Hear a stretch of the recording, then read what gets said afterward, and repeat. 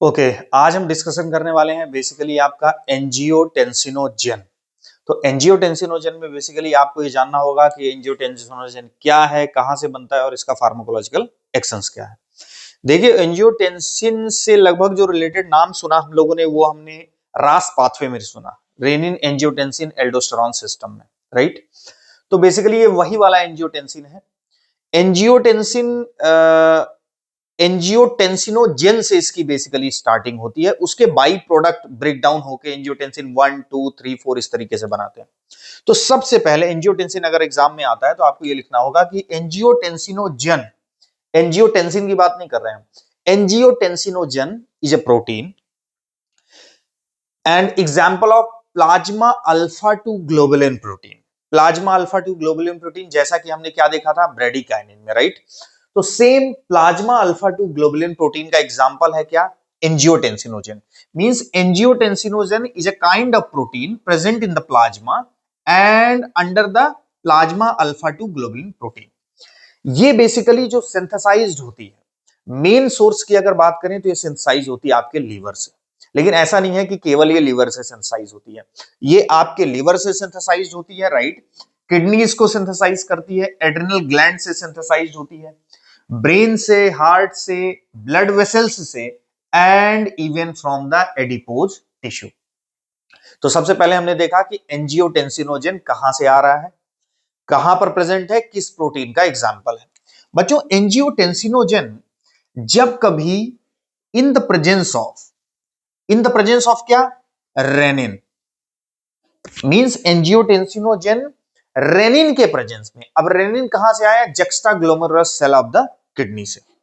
अच्छा देखिए इस पाथवे का ओवरऑल अगर अल्टीमेट गोल कहें कि रास पाथवे में जो ये एंजियोटेंसिन इन्वॉल्व है, इसका अल्टीमेट पर्पज क्या है इस पाथवे के चलने का।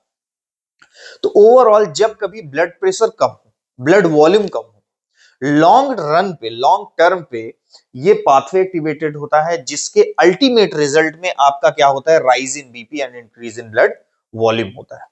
तो इसको स्टेप बाय स्टेप समझते हैं कि इस पाथवे की स्टार्टिंग और कैसे इसके बाय प्रोडक्ट बनते हैं।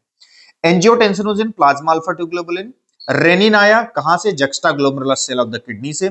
अच्छा क्यों आया, क्योंकि रेनिन की जो जेजी सेल्स थी वहां पे बैरो रिसेप्टर्स थे जिन्होंने सेंस कर लिया कि ब्लड प्रेशर क्या है, कम है, राइट। तो बैरो रिसेप्टर्स ने सेंस किया ब्लड प्रेशर कम है, फॉल इन ब्लड प्रेशर है, तो उन्होंने रेनिन रिलीज किया। अब रेनिन फटाफट एंजियोटेंसिनोजन को कन्वर्ट करेगा किसमें, angiotensin 1। Angiotensin 1 is a decapeptide. कैसा पेप्टाइड है, डेकापेप्टाइड। तो आपको ये ब्रैकेट में लिखना है कि कौन सा कितने अमाइनो एसिड से बना है। This is decapeptide angiotensin 1। Now this angiotensin 1 convert into angiotensin 2 with the help of angiotensin converting enzyme, या उसी को हम बोलते हैं किनिनेज सेकेंड। तो आपको ये दोनों चीजें लिखनी है एग्जामिनेशन में, angiotensin 1 in the presence of angiotensin converting enzyme जिसको हमने बोला एस, और किनिनेज एंजाइम के प्रेजेंस में कन्वर्ट होगा एंजियोटेंसिन सेकेंड में। देखिए बच्चों एंजियोटेंसिन 1 और एंजियोटेंसिन सेकेंड में ये फर्क है कि this is decapeptide and this is octapeptide. And more importantly जो ये रास पाथवे है जिसमें फर्दर भी एंजियोटेंसिन थर्ड और फोर्थ में कन्वर्ट होगा, लेकिन जो इसका सबसे मेन जो आपका एंजियोटेंसिन का फॉर्म है, एंजियोटेंसिन सेकेंड, उसका ही प्रोमिनेंट एक्शन होता है, वही ही हाईली पोटेंट होता है अपने एक्शन को लेके। तो इसीलिए कहा जाता है कि इवन जो एंजियोटेंसिन 1 है वो एंजियोटेंसिन सेकेंड के कंपैरिजन में इसका जो एक्शन होता है 1/100 टाइम होता है। किसके, एंजियोटेंसिन सेकेंड के, मतलब इससे इतना कम होता है। एंजियोटेंसिन सेकेंड का अपना मेन फंक्शन है, वही आगे रोल प्ले करेगा, उसको हम देख लेते हैं। बहरहाल फर्दर देखते हैं कि एंजियोटेंसिन सेकेंड से क्या होता है। Angiotensin second octapeptide. अब जो बेसिकली ये जो एस अवेलेबल हो रहे हैं ये कहां से हो रहे हैं, वेस्कुलर एंडोथेलियम से, और स्पेशली कहां की, लंग्स की। तो ये कॉम्पिटिटिव एग्जाम में भी कई बार क्वेश्चन पूछता है। So this is octapeptide. Now this aminopeptidase convert angiotensin second into angiotensin third. Now this is heptapeptide. This again the aminopeptidase angiotensin third को convert करेगा angiotensin 4 में दिस इज हेक्सापेप्टाइड।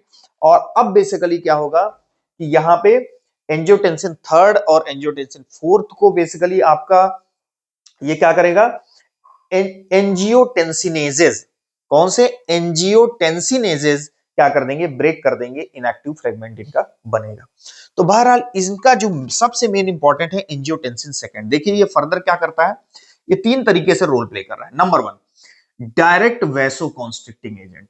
तो जब डायरेक्ट वेसल को कॉन्स्ट्रिक्शन करेगा it means blood pressure को क्या करेगा, अप करेगा। तो due to the direct action over the blood vessel this is responsible for vaso constriction and vasoconstriction resulting in rise in BP. तो ये आपका एंजियोटेंसिन सेकंड से प्रोमिनेंट एक्शन आ रहा है। Angiotensin second also in the long term is responsible for release of aldosterone from the adrenal cortex। और adrenal cortex से बच्चों जब एल्डोस्टेरोन निकलता है this makes sodium and water retention and potassium and hydrogen excretion from the body. ये क्या करता है, सोडियम एंड वाटर का रिटेंशन कराता है जबकि पोटेशियम और हाइड्रोजन का एक्सक्रीशन कराता है। इट मींस इलेक्ट्रोलाइट बैलेंस, या आप कह लें कि इलेक्ट्रोकेमिकल ग्रेडियंट को थोड़ा बॉडी के क्या करता है, चेंज करता है। तो चूंकि ये सोडियम और वाटर का क्या करा रहा है, रिटेंशन, तो जब ब्लड वेसल के अंदर सोडियम और वाटर का रिटेंशन ज्यादा होगा इट मींस ब्लड वॉल्यूम भी क्या होगा, लॉन्ग टर्म पे ज्यादा होगा। इसीलिए लिखा गया है इस एरो से कि इंक्रीज्ड ब्लड वॉल्यूम। देखिए अल्टीमेटली चीजें क्यों हुई, क्योंकि आपका ब्लड प्रेशर क्या था, लो था, और एट लास्ट आपका क्या हो गया कि ब्लड प्रेशर आपका बढ़ गया, ब्लड वॉल्यूम बढ़ गया।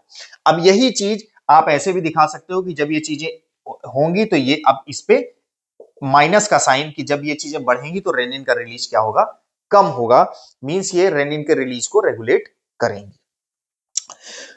तो इस तरीके से ये आपका रास पाथवे है, कहां पे इम्यूनोपेप्टिडेज है, कहां पे एस है, ये आपका एक पार्ट हो गया। अब जब एंजियोटेंसिनोजेन आपके एग्जाम में आता है तो बेसिकली आपको ये भी नोट करना होगा कि इसके आपको एक्शंस लिखने होंगे। तो इसके देखिए बेसिकली एक्शंस में हम बात करें तो एक्शंस में आपके इसके ब्लड प्रेशर में अगर बात करें तो हमने देखा कि डायरेक्टली जो एक्शन है वो वेसोकॉन्स्ट्रिक्शन है, इसकी वजह से ब्लड प्रेशर इंक्रीज हो रहा है। इनडायरेक्टली एक्शन मींस ये इस एक्शन से तो बीपी को इंक्रीज करता ही है, साथ ही साथ ये एंजियोटेंसिनोजेन जैसा कि हमने देखा ये कहां पे प्रेजेंट होगा, ब्लड सॉरी ब्रेन में। तो सेंट्रल नर्वस सिस्टम में ये बेसिकली क्या करता है, सेंट्रल सिंपैथेटिक आउटफ्लो को बढ़ाता है। और जब कभी सेंट्रल सिंपैथेटिक आउटफ्लो बढ़ता है तो आपका नॉरएपिनेफ्रिन और एड्रेनालिन का ब्लड प्लाज्मा लेवल इनहांस होगा, जिसकी वजह से heart rate and blood pressure shoot up होंगे, इंक्रीज होंगे। तो directly due to the vasoconstriction effect and indirectly through the increase in the central sympathetic outflow ये ब्लड प्रेशर को अप करता है। अब एंजियोटेंसिन का इंटरेस्टिंग बात देखिए कि अगर आपको इंट्रावीनस एंजियोटेंसिन सेकंड देते हैं, सेकंड की बात हो रही है एंजियोटेंसिन सेकंड, तो दिस इज मोर और you can say the more potent pressor agent in comparison to norepinephrine. Norepinephrine से ज्यादा पोटेंसी है इसकी ब्लड प्रेशर को इंक्रीज करने में, अगर इसको हम सिस्टमैटिकली इंट्रावीनस देते हैं। लॉन्ग टर्म पे चूंकि देखिए आप यहां पे देख सकते हैं कि सोडियम और वाटर के रिटेंशन को बढ़ा रहा है, तो जब सोडियम एंड वाटर का ब्लड वेसल्स में रिटेंशन बढ़ेगा, ब्लड वेसल के अंदर सोडियम और वाटर का एक्यूमुलेशन ज्यादा होगा, तो पेरीफेरी में जो है बेसिकली रेजिस्टेंस भी बढ़ेगा। तो हार्ट को जो पंप करना होगा ब्लड वो ज्यादा रेजिस्टेंस के अगेंस्ट करना होगा, और जब ज्यादा रेजिस्टेंस के अगेंस्ट करना होगा तो वहां पे हार्ट अपने साइज को क्या करता है, इंक्रीज करता है। तो उसको हम बोलते हैं बेसिकली कि hypertrophy of the heart muscle and remodelling will be there.